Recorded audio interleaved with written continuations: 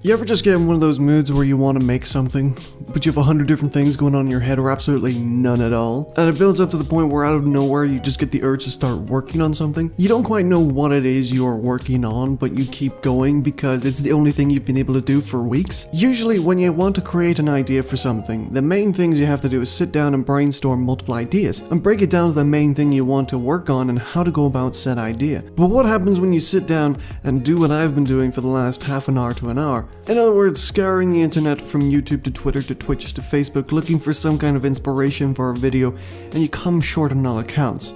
That's called creator's block. I don't know if that's an actual term, or if I've just coined it myself. I'm pretty sure someone else has probably coined it before, and if not, I'm going to be hell of a surprised. But what is creator's block, and how do we combat that? That's a very difficult question, and a question I'm pretty sure everyone who's ever been creative has asked themselves. Creative people have lots of ideas. Lots of them. But when we can't work on those things, we shut down. Our brains decide to go, nope, because you're not doing anything, I'ma shut you down here for a minute. And then when we want to work on stuff, we can't, because creator's block. I don't have a structure, I don't have a setting, hell, I don't even have a topic.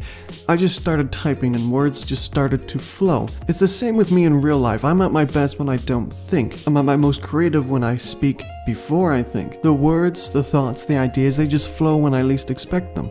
I have to grasp these moments when I get them and have sleepless nights trying to organize these very sporadic ideas into some kind of understandable existence. It is funny because I'll watch all these inspirational people from Casey Neistat, Gary Vee, Simon Sinek, amongst many others who have made it in their respective fields, and ultimately I tend to see the same pattern over and over and over and over and over.